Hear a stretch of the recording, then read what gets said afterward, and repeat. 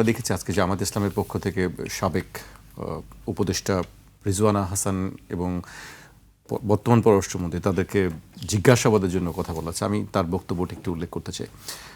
অন্তর্বর্তী সরকারের সাবেক উপদেষ্টা সৈয়দা রিজওয়ানা হাসানকে নির্বাচনের ভোট ইঞ্জিনিয়ারিংয়ের স্বঘোষিত রাজসাক্ষী উল্লেখ করে জিজ্ঞাসাবাদের দাবি জানিয়েছে বাংলাদেশ জামায়াত ইসলামী। একই সঙ্গে অন্তর্বর্তী সরকারের সাবেক জাতীয় নিরাপত্তা উপদেষ্টা ও বর্তমান সরকারের পররাষ্ট্রমন্ত্রী খলিলুর রহমানকে লন্ডন কনস্পিরেসির জনক ও গাদ্দার উল্লেখ করে জিজ্ঞাসাবাদের আওতায় আনার পাশাপাশি মন্ত্রীর পদ থেকে অপসারণের দাবি জানিয়েছে জামায়াত ইসলামী। আপনার বক্তব্য জানতে চাই এই বিষয়ে। ওনারা তো অনেক বড় দল, ওনারা ভালো বোঝেন।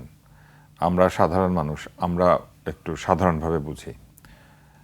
এই দুই উপদেষ্টা সিলেক্টেড হয়েছিলেন তখন এই রাজনৈতিক দলগুলি সেখানে ছিলেন, এই সিলেকশন প্রসেসের মধ্যে তারা যুক্ত ছিলেন।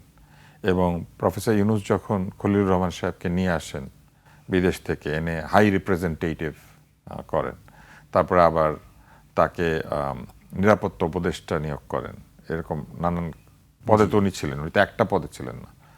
তো তখন তো ওনারা কিছু বলেন নাই।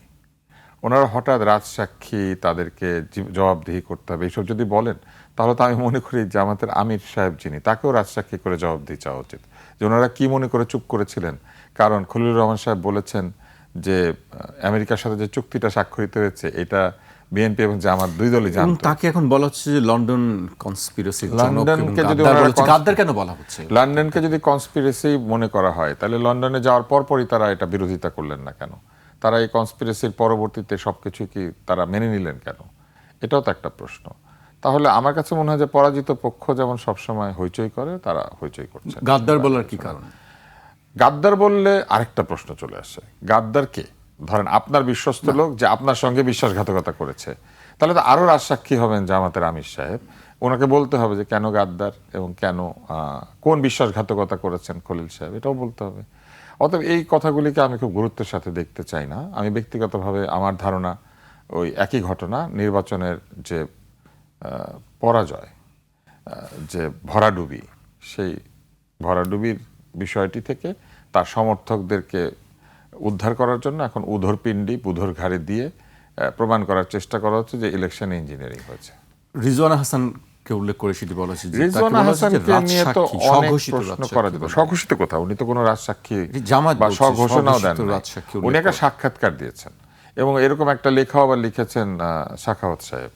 তো ওনারা কেউ লিখছেন, কেউ সাক্ষাৎকার দিচ্ছেন। তো এইগুলি হচ্ছে তাদের ব্যক্তিগত মতামত। সেইখানে তিনি কিছু জায়গাতে কথা বলেছেন যেটা নিয়ে আসলে প্রশ্ন উদিত হয়েছে। যেমন একটা জায়গায় তিনি বলেছেন যে কোন একটি অংশকে তারা মেইন স্ট্রিমের অংশ হতে দেন নাই, রাজনীতির কোন একটা অংশকে তারা মেইন স্ট্রিমে আসতে দেন নাই। মেইন স্ট্রিমে তো সবাই ছিল, ওনারা তো 30টা দলকে মেইন স্ট্রিমে নিয়ে বাকিদেরকে বাইরে বের করে দিয়েছেন শুরুতেই। তো যে 30টা দলকে বা 29টা দলকে তারা কয়টাকে ডেকেছিলেন এই যে ঐকমত্য কমিশনে, ফুয়াদ? মানে খুচরা খাচরা যোগ করলে প্রায় 30-এর কাছাকাছি হবে। মেজর 10-12টা দল, মেজর 10-12টা দল, সব মিলিয়ে 30টা দল। এর বাইরেও নিবন্ধিত দল ছিল, তাদেরকে তো ওনারা ডাকেনি নাই। তো শুরুতেই তো ওনারা মেইন স্ট্রিমকে বাদ দিয়ে নতুন মেইন স্ট্রিম তৈরি করেছেন এবং মেইন স্ট্রিমে একটা দলকে আসতে দিয়েছেন, সেটা হচ্ছে এনসিপি, যারা নিবন্ধিত ছিল না। কিন্তু তাদেরকে তো মেইন স্ট্রিমে, এয়ার স্ট্রিমে, গালফ স্ট্রিমে সব জায়গাতে সাথে নিয়ে ঘুরতেন আমাদের প্রধান উপদেষ্টা। তাদেরকে ছাড়া তো উনি কোথাও যেতে পারতেন না, এরকম একটা অবস্থা ছিল। লন্ডনে যে কেন নেন নাই, এটাই তো আমি একটু অবাক হয়েছি।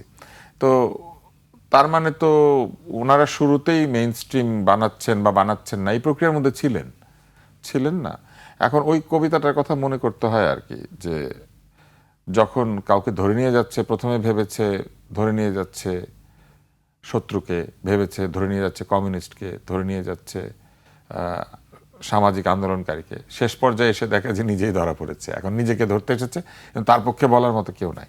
ওনারা যদি এই অসুবিধাগুলা, এই যে একচোখা মনোভাব এই তথাকথিত অন্তর্বর্তী সরকারের, তারা যদি শুরুতেই প্রতিবাদটা করতেন, তাহলে এই পর্যায়ে এসে এই গাদ্দারি, পোদ্দারি এগুলা নিয়ে আলোচনা করতে হতো না। আরেকটি কথা বলছেন যে যুক্তরাষ্ট্রের সঙ্গে যে বাণিজ্য চুক্তি হয়েছে সেটি জামায়াত ইসলামী পর্যালোচনা করে দেখবে, এর মধ্যে ইতিবাচক। কোথায়? খলিল সাহেব তো বলেছেন তারা এরই মধ্যে পর্যালোচনা করে দেখেছেন। এখন নিশ্চয়ই কোনো একটি পক্ষ মিথ্যা কথা বলছে, দুই পক্ষ তো একই সাথে সত্য কথা বলছে না। কারণ এক দল বলছেন আগেই জানতেন, আরেক দল বলছেন আমরা পর্যালোচনা করব। এতদিন করলেন না কেন? এত বড় একটা গুরুত্বপূর্ণ চুক্তি, সেটা আপনারা এতদিন পর্যালোচনা না করে রেখে দিলেন কেন? এই চুক্তি পর্যালোচনা করার পর যদি আরো নতুন নতুন গাদ্দার বের হয়ে আসে, তখন ওনারা কি করবেন? শব্দটাও তো ওনারা বাংলায় বলেন না, শব্দটাও উর্দু ছাড়া বলতে পারেন না, গাদ্দার বলতে তো হবে বিশ্বাসঘাতক।